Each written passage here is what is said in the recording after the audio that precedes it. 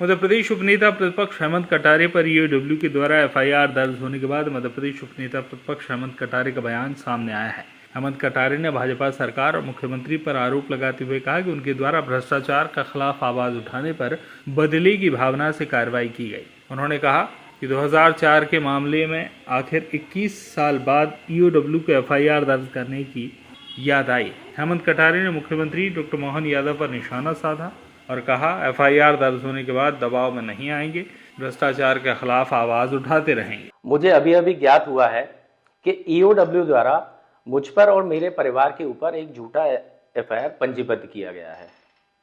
मैं इसके लिए पहले तो विशेष रूप से बिल्कुल दिल से आभारी हूं माननीय मुख्यमंत्री जी का, डॉक्टर मोहन यादव जी का, जिन्होंने ईओडब्ल्यू पर दबाव डाल करके अपना एक ब्लैकमेलिंग का ईओडब्ल्यू को टूल बना रखा है और इस प्रकार के झूठे अपराध पंजीबद्ध करवाते हैं विपक्ष की आवाज को दबाने के लिए। क्योंकि नए साल पे आपने ये मेरे को बिल्कुल नया उपहार दिया और ऐसे ही जब मैं पहले विधायक बना था तब भी मेरे ऊपर 6 अपराध झूठे पंजीबद्ध हुए थे और बाद में एक एक करके न्यायालय ने उन सभी अपराधों को निरस्त भी कर दिया था आरोपों को। ये 2004 का घटनाक्रम है जो मेरी जानकारी में है। शायद उन दिनों मैं कॉलेज लाइफ में स्टूडेंट था और मुझे तो पता भी नहीं था ये सब क्या राजनीति और क्या चीजें हैं, पर ठीक है, राजनीति में आया हूं तो मुझे लगता है राजनीति से प्रेरित होकर के इस प्रकार के आरोप प्रत्यारोप लगेंगे। मुझे तो ऐसा लगता है काफी देरी से मुख्यमंत्री जी जागे हैं। ये एफआईआर और 6-8 महीने पहले करते तो मुझे लगता है उपनेता बनते ही आपने विपक्ष की आवाज को दबाव दे करके दबाना शुरू कर दिया। मेरे स्वर्गीय पिताजी सत्यदेव कटारे जी जब नेता प्रतिपक्ष थे और व्यापम की उनने आवाज उठाई, पूरी सरकार को घेरा और आज तक व्यापम के मामले में कई भारतीय जनता पार्टी के नेता जेल में गए और शायद बाद में फिर भी जाएंगे भविष्य में। उस समय पे एक झूठी पीई पंजीबद्ध करी 2015 में जब पिताजी नेता प्रतिपक्ष थे। उनके स्वर्गवास के बाद कोई एजेंसी ने, किसी सरकार ने कुछ नहीं किया। आज जैसे ही मैं उपनेता प्रतिपक्ष बनकर के आया और सरकार के ऊपर भ्रष्टाचार के आरोप लगाना जब शुरू क्या कर दिए मैंने, तो अचानक से मैं आरोपी बन गया। जब हम पद पे नहीं होते हैं तब हम लोग पाक साफ होते हैं मध्य प्रदेश की जनता के बीच में, और जैसे ही हम लोग पद पे आ जाते हैं वैसे ही हमारा पूरा परिवार को भ्रष्टाचारी और झूठी एफआईआर करना शुरू हो जाती है सरकार।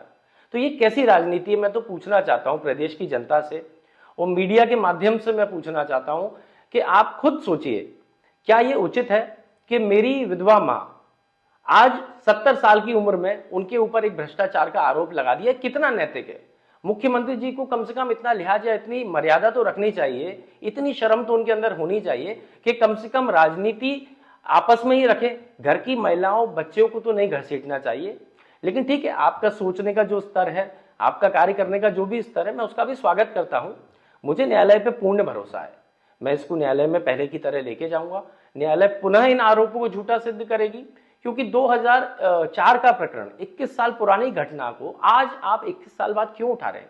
मैं तो मीडिया के लोगों से बोलना चाहता हूं कि किसी भी ईओडब्ल्यू के जिम्मेदार अधिकारी से जाके आप पूछिएगा कि आज आपको 21 साल बाद क्यों याद आया हेमंत कटारे के उपनेता प्रतिपक्ष बनते ही कि ये एफआईआर दर्ज होनी चाहिए।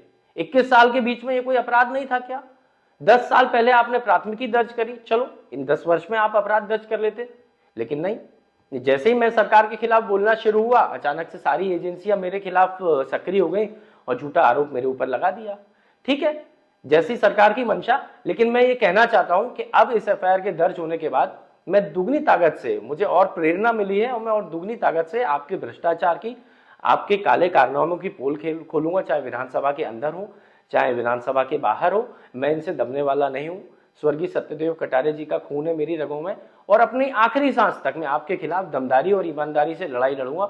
मुख्यमंत्री जी को पुनः धन्यवाद, पूरी भारतीय जनता पार्टी को पुनः धन्यवाद और आशा करूंगा कि ऐसी कई और झूठी एफआईआर आप मेरे ऊपर दर्ज करते रहेंगे। बहुत बहुत धन्यवाद। भिंड से श्याम सुंदर उपाध्याय की रिपोर्ट।